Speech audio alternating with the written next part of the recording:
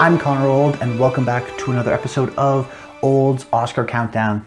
And this week, we are going to be breaking down one of the most unpredictable categories I have seen in my 6 years covering the Oscars. But if you're new to the series, what I do every single week is pick a category and break it down. Predict what I think is going to get nominated with the 5 nominees, including some possible contenders. And essentially, this channel, during this time of the year, is dedicated to keeping you up to date with all the Oscars predictions, Golden Globes, Critics' Choice, predictions, reactions, all that kind of stuff, and breaking it down to give you the most thoughtful and analytical approaches to the Oscar nominations race. And I now have 5 years of consistently providing high accuracy predictions for the nominations and also the wins of multiple of these awards categories. And you guys have been showing a lot of support, so please continue to do that. Subscribe to the channel, like the video, comment below. That's the reason why we're doing this, to create some great community and some great thoughts, so we can give a little bit of a dialogue, a little bit of a back and forth throughout this Oscar race. But I really do think that this supporting actor category is one of the most unsure of the year. Where last week I was confident in my predictions. I think Kristen Stewart's going to be in it, Jessica Chastain, whatnot. But this week, there are maybe 10 possible nominations that I could see get nominated. I mean, the frontrunner in this category, I think, could maybe not even get nominated at all. Not only do we not know who's going to win this category, we are very unsure as to who's going to get nominated. In my opinion, there really are like 10 plus people that could get nominated in a realistic scenario. There are so many different ways this can play out. However, I've given 5 and a couple possible contenders as to where I'm standing right now, and I'm going to use this video to break down why I think certain things are going to happen over others to help you with your predictions. So in my first slot, I have Ciaran Hinds from Belfast. They wouldn't understand the way we talk. If they can't understand you, then they're not listening. You know who you are, don't you? Your buddy from Belfast, where everybody knows you. And this is my quote-unquote frontrunner for right now, just because I think this has the highest likelihood of getting nominated. Belfast has just come out in theaters, so a lot of people have been seeing it. I had the privilege of seeing it at the Toronto International Film Festival, so I provide a little bit of an explanation as to why I think Ciaran Hinds, instead of his co-star Jamie Dornan, which I will say at the top is not in one of my predictions. And I think there's a lot of debate between the sort of two players here, that they're both competing in supporting actor. So the question is, do they really like this movie to nominate both actors from it? Or do they like maybe Jamie Dornan more than Ciaran Hinds? What kind of a role normally gets nominated? And to me, the nominated role usually would go to a Ciaran Hinds. He's much more of the comic relief, but also sort of wise, older member figure of the movie, versus Jamie Dornan, who's a little bit, he's the father figure, he's not the grandfather figure, so he has to be a little bit more stern, a little bit more serious, doesn't have as many, I think, emotional elements that Ciaran Hinds does. Ciaran Hinds is also an actor, unlike Jamie Dornan, who has sort of been sniffing an Oscar nomination before, has been in many well-appreciated movies like There Will Be Blood, Munich, so there is a sense of him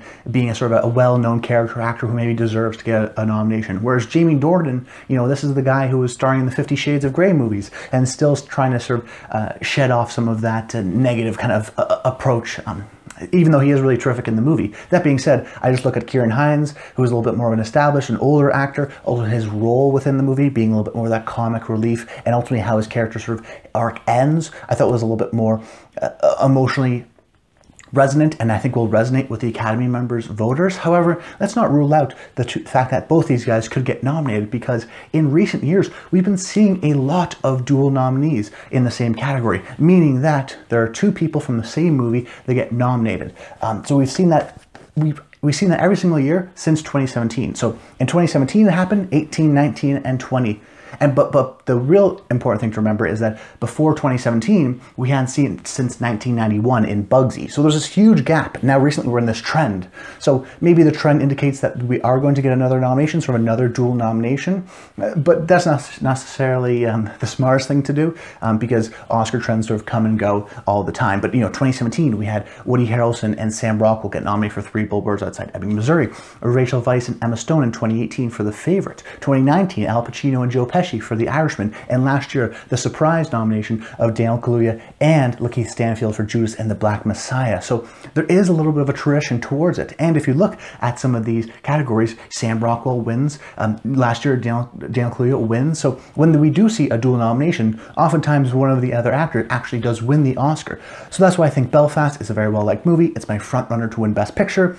Ciaran Hinds, I think, has a little bit of a better role, which is why I have him here, but don't be surprised if you also see Jamie Dornan with that nomination. Then in my second slot, I have Jared Leto from House of Gucci. Paolo, you are Gucci, you need to dress the part. It's chic. You picked a real firecracker. She's a handful. Bravo. Now, this is a movie that I've been a little bit skeptical towards. I didn't have it in my Best Picture nominations. I didn't have it in my Best Actor nominations. And based on sort of the reactions and early first reactions that we're hearing, it seems to be what we thought it to be. Sort of a big, over-the-top, campy movie that necessarily won't resonate with all members of the Academy, but will definitely resonate with the actors, which is why I predicted last week Lady Gaga to get nominated, and why I'm also predicting Jared Leto to get nominated here. Let's not forget, Jared Leto is a previous Oscar winner for Dallas Buyers Club, and he's a very well-liked Oscar that seemingly every year the Academy tries to actually nominate Jared Leto. Just remember last year, he had sort of a surprise nomination at both the Golden Globes and the Screen Actors Guild Awards for his supporting work in The Little Things, which is a movie that had no other nominations aside from maybe a little Thomas Newman love, but that was a movie that people saw because of Jared Leto, and he almost got nominated in a movie that wasn't very well liked. Well, what do we have here? House of Gucci, releasing at the right time, a big budget movie, a movie that they're going to try to push for Oscars. So he's in the right movie. He's a well-liked actor who's won before. Check, check. And then what's that third check? Oh, he's also playing a real-life person in a transformative role. These are classic Oscar nominations. He put on a lot of prosthetics, put on the weight, does an Italian accent, seems to be having a lot of fun, a little bit of a more of a comic relief in the movie to the big, serious, and dramatic nature of it. So I think that Jared Leto, similar to Ciaran Hinds, plays this sort of comedic-style role, but more so, I think, he'll get nominated. Even though I'm a little bit concerned about the movie's overall chances, I do think that the actors will resonate with this movie and therefore resonate with Jared Leto because he has such a flashy role, playing a real-life person, being that sort of transformative, oh my god, I can't believe that's Jared Leto kind of a role. And we know the Academy and the actors group definitely likes him. He almost got nominated last year. He's won in the past. Jared Leto seems to be in a prime position to get nominated and potentially even win his second Oscar. Then my third slot, I have Jon Bernthal from King Richard. These girls so great, how come I've never heard of them? They're from Compton. I think you might just have the next Michael Jordan. Oh no, brother man. I got me the next too. Similar trend as we've been seeing, there's certain types of roles that get nominated. Either they're sort of evil or charismatic, or they're sort of funny and the humor of the movie, because they stand out. Because when you think of the movie, you think of the person that made you laugh, the sort of comic relief. We've seen this time and time again, you know, with someone like Sam Rockwell in Vice, who's in a very small portion of the movie, but got nominated because people just thought so highly of his sort of George W. Bush kind of impression.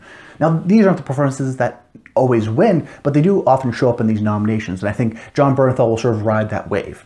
Similar to Ciaran Hinds, he's been a guy that's sort of been hovering over getting a nomination just by being in movies that people have seen. He was in Ford v Ferrari. Now, he didn't get a nomination for that, but that was a well-liked, well-appreciated Oscar movie. He was in Widows, so he has been in more of these prestige movies. So he's been in movies that the Academy members have seen. Maybe this is his first breakout role, playing a coach of the Williams, playing a real-life person, very much the sort of comic relief type, and exasperated kind of a character, and has a lot of great moments within the movie. So I also think he's a guy that they've been waiting to nominate, but he has sort of been paying his dues, and I think this could be the success of that. He has a sort of prototypical role, and I also think highly of King Richard. I think this will be a movie that gets in for screenplay, gets in for picture, and will resonate with the Academy members as more of a general populist biopic, but a little bit more serious too. You know, backed by Warner Brothers, so it's a big studio. Will Smith could potentially win for Best Lead Actor, and I think Jon Bernthal can sort of ride off of that success and get in here for King Richard. Then in my fourth slot, I have Richard Jenkins from The Humans. Okay. No, she needs to think before she opens her mouth. Don't you think it should cost less to be alive? Absolutely. Now, this is my underseen movie but well-regarded actor slot. I could easily have gone with Jason Isaacs in Mask, but a couple reasons why I chose Richard Jenkins. First of all, Richard Jenkins is a two-time nominee, where someone like Jason Isaacs has not been nominated before. Jason Isaacs is in the movie Mass, and that's being distributed by Bleecker Street, whereas The Humans, the Richard Jenkins movie, is being distributed by A24. So there's a little bit of a split there. I think there's probably only a slot for one of them, so I went with Richard Jenkins. Both of them, though, playing sort of these paternal, fatherly figures, in sort of play-like movies, in the sense that The Humans is based on a play. The writer-director wrote the play and is now adapting his own movie. And speaking of Richard Jenkins in his role here, you know, this is a guy who has been nominated twice before, like I've said, and he's not a big-time A-list star. He gets nominated for just being a well-respected, well-regarded actor. I mean, he'll get a nomination for something like The Visitor, and that will get no other nominations, but he'll get nominated just because the actors like him so much. And The Humans is a movie that has sort of quelled a little bit in its Oscar chances since premiering at a TIFF, but I think will rise once it starts being released on Showtime and in theaters on November 24th. And I think Richard Jenkins will be the standout of that, because he's already a well-liked person, because last year we already saw 5 nominations, just last year, were acting nominations from plays. So Olivia Colman, Anthony Hopkins, you know, Chadwick Boseman, they're all nominations from movies that were based on plays. Ma Rainey's Black Bottom, The Father. So Richard Jenkins here, in a movie based on a play, what does that tell us? Even though I haven't seen the movie yet, it does tell us that there's a lot of dialogue, most likely, that it's very character focused, because that's what plays usually are. They're a writing medium versus, you know, films are a directing medium. But in this case, regardless of the film's overall chances of getting in for, say, picture, I do think it has a strong chance of getting in for screenplay. And if it does sort of build some momentum there, I think it pushes somebody out of this cast. Now, that's the problem with Richard Jenkins, why he's so far down on my personal list. It's just because he's very much an ensemble piece. He's not the sort of lead of the movie. And we've seen in past years with Sam Rockwell, with Mahershala Ali for Green Book, where the supporting actor winner, even last year, Daniel Kaluuya, they're very much the lead of the movie, or the co-lead of the movie. So Richard Jenkins, I think, could get nominated, even in a maybe a little bit more of an underseen movie, because it's based on a play, because he'll have such a dynamic role in many of the people who do see the movie. However, I do have some cautions in terms of him winning, just because this is very much an ensemble piece, and most of the time the supporting actor winners are the big kind of co-stars of the movie, and screen time always helps. Then in my 5th slot, I went with Bradley Cooper from Licorice Pizza. Do you know who I am? Yeah. Do you know who my girlfriend is? Barbra Streisand? Barbra Streisand. Sand. Sand, yeah, like sands, like the ocean, like beaches. Barbra Streisand? No, like Streisand. Sand. Now, we've had some sort of small inklings of initial reactions. The first wave kind of praised a lot of Licorice Pizza and Alana Haim in particular, but then sort of the second wave also talked about Bradley Cooper, which I think is a good sign. My one sort of, unsureness about the nomination is just because how much he is in the movie. He's very much seems to be like in one chunk of the movie. And like I just said, it really helps to be in a lot of the movie to be well remembered. So when people think of Licorice Pizza, they think of Bradley Cooper and get you a nomination. And there's some reports that he's just not in a whole lot of it. And we can tell that also by the trailer, where he's wearing the same clothes. That being said, there's a lot of things going for Bradley Cooper.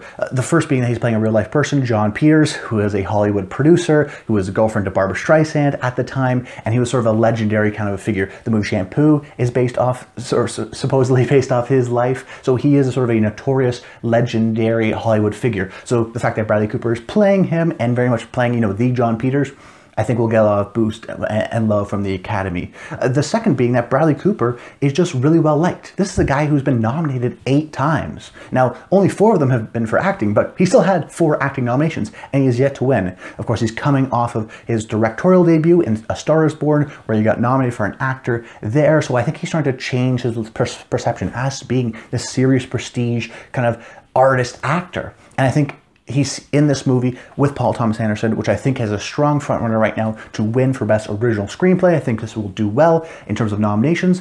So I think Licorice Pizza is going to get nominated, maybe win for Screenplay, maybe get a Director, Picture. Okay, well, most likely with movies like that and Paul Thomas Anderson movies, most likely you get an acting nomination. I mean, we saw the surprise Leslie Manville nomination for Phantom Thread. Of course, Daniel Day-Lewis got nominated there. Paul Thomas Anderson's past movies, whether it be The Master or There Will Be Blood, he almost always gets acting nominations. So while I do have some concerns in terms of the length that Bradley Cooper is in this movie, I do think that the track record of Paul Thomas Anderson, the track record of Bradley Cooper, the fact that I do think this will be a movie that's in the conversation, I do think that he'll ultimately sort of go over the edge and get that nomination.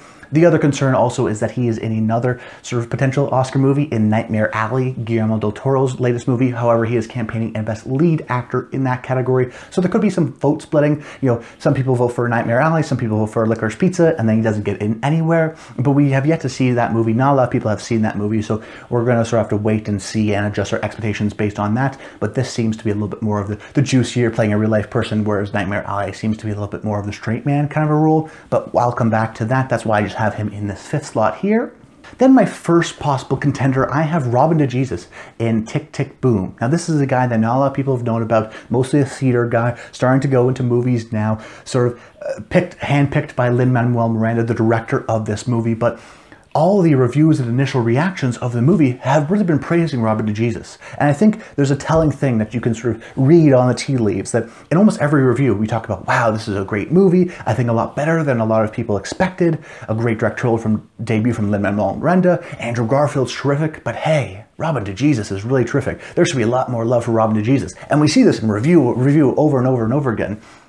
So then I sort of wonder, okay, well, you do a little bit of the analysis. I don't know this guy, but sometimes we get people that come out of nowhere every year. Just look at last year. Paul Raci from Sound of Metal sort of was like a lot of reviews saying, who is this guy? He's terrific. He should be nominated. And the campaign happened, it started, and then boom, he was nominated. So Tick, Tick, Boom, I'm not exactly sure what its chances are. Andrew Garfield could get in for Best Lead Actor. We could see, you know, a song thing maybe, if Lin-Manuel Miranda's really out there campaigning. He's a very likable figure. So we could see, you know, the nomination here. But right now, it's a little bit of a cautionary sort of nomination. Who knows how much he's going to run? Who knows how much the Tick, Tick, Boom will resonate with the Academy members and early awards voters? But it does seem to be a movie that surprised a lot of people. And Robin being the most particular person that has sort of jumped out for a lot of people. Like, who is this? And that who is this factor has really helped in terms of getting nominations in the past. And then my final possible contender is the kind of Power of the Dog duo. So either Kodi Smit-McPhee for the Power of the Dog or Jesse Plemons for the Power of the Dog. Now, some people are on the Plemons train, some people are on the Kodi Smit-McPhee train. You know, in some places, this is why I say this category is so crazy and insane. In some places, you know, something like Gold Derby, Kodi Smit-McPhee is the first to get nominated and maybe even win in that category. But as a person who has seen The Power of the Dog, I'm a little bit more split. In my opinion, that this is very much Benedict Cumberbatch's movie. And then Kirsten Dunst is also great in it. I think she's going to get nominated, speaking of next week, where we'll be covering Best Supporting Actress. But in my opinion, those are the sort of top 2 performances of the movie. So the real question is, well, how well liked is The Power of the Dog? Is this a movie that will get 4 nominations? Is this a movie that the 3rd best performance of the movie will get nominated? In this case, you know, a Kodi Smit-McPhee. Now, some people may think he's the best. You know, so of course, personal interpretation. He definitely comes on as a character in the second half of the movie, but he is very much sort of missing in that first half. But his character is sort of a prototypical, and I don't want to spoil things, but how he sort of ends up is a very sort of rewarding character arc for his character. My concern is that he's never been nominated before. He hasn't really been in a lot of Oscar-y type movies, whereas Jesse Plemons, he just replaced Leonardo DiCaprio in the latest Martin Scorsese movie. I mean, this guy's the sort of talk of the town. He's been sort of putting in his dues. I'm thinking of anything last year, Game Night years before, Irishman the year before that, 2019. So we see him sort of appearing time and time again. I think he's a well-respected actor. And I think there's going to be some vote splits towards Jesse Plemons' side, who also has a significant role in The Power of the Dog. So the real question ultimately is, will The Power of the Dog resonate with the Academy as much as it has done with the critics? I'm not 100% sure right now. That's why I'm a little bit hesitant right now. I think there could be a little bit of a vote splitting. I'm not exactly sure of the reputation of Kodi McPhee versus someone like Jesse Plemons. I think Plemons has a more positive reputation, therefore maybe stealing votes away from Kodi Smit-McPhee. But this could be a situation like Belfast where we see a dual nomination. Or maybe, you know, Kodi Smit-McPhee sort of rises and Plemons falls, in which we could maybe change expectations, because I do expect Power of the Dog to be a well-liked movie.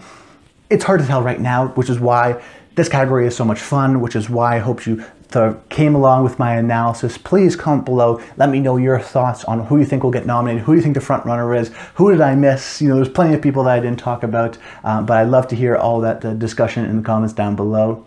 But that's about it, guys. Stay tuned next week where I'll be talking about Best Supporting Actress.